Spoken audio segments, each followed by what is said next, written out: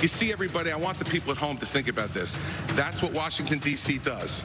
The drive-by shot at the beginning with incorrect and incomplete information, and then the memorized 25-second speech that is exactly what his advisors gave him.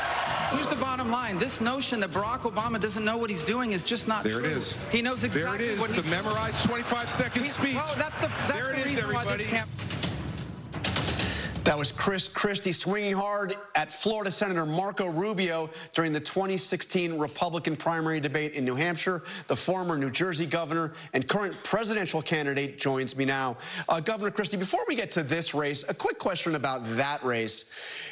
Looking back at all that's happened since then, do you ever wish that you had taken that swing at Donald Trump and not at Marco Rubio?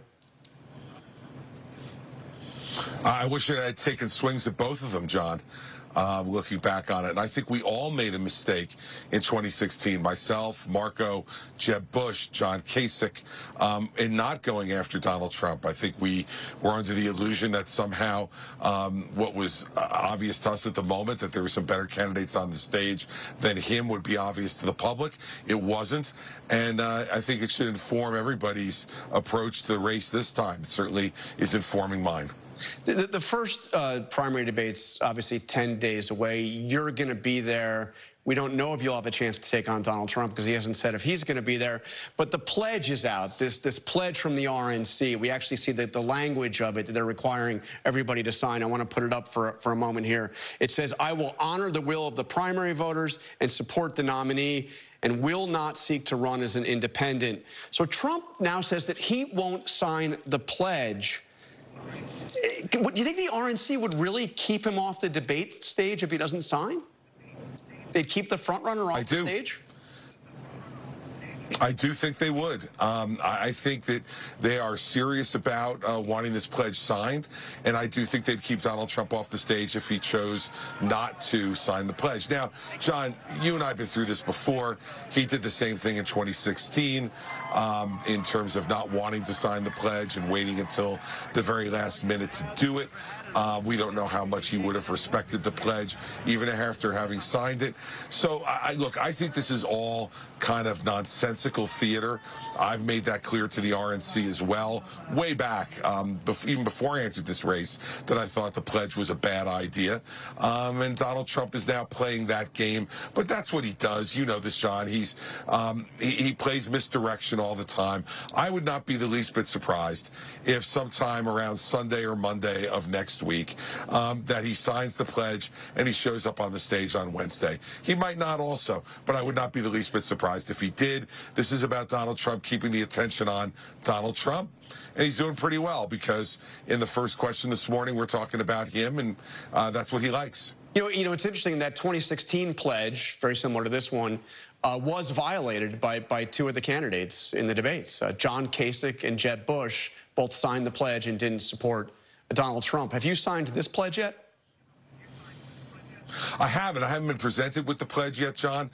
They're still going through, I guess, the process of verifying all of our donors and all the rest of it. But I'm sure I'll be presented with the pledge at some point in the next week. But I have not been presented with it yet, no. More on Donald Trump, if you don't mind. With the special counsel, we had the judge in the election interference case have the first hearing. She's put this protective order on. She's also said that she will not let politics interfere with this case. Is that possible? Well, let's first start, you know, with what the judge said. I think it is impossible to not have politics inform some of this case. It's not a normal criminal case, and so politics is going to inform some of it.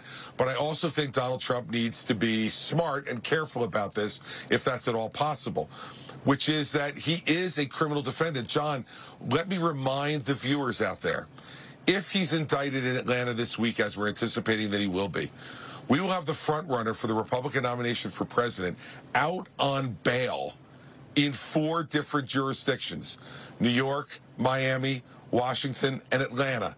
4 different jurisdictions. He's out on bail. And when you're out, you get subject to certain restrictions. And the reason you're subject to those restrictions is because a grand jury has found there's probable cause that you've committed criminal acts.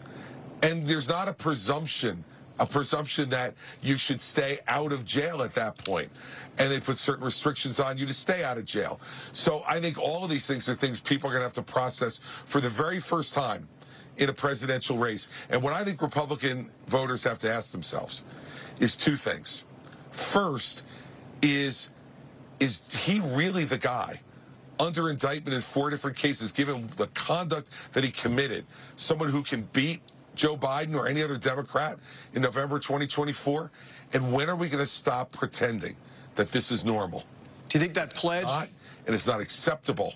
Do you think that pledge should have a? Do you think that pledge should have a little caveat saying that if the nominee is indicted, is convicted of a felony, that it no longer applies?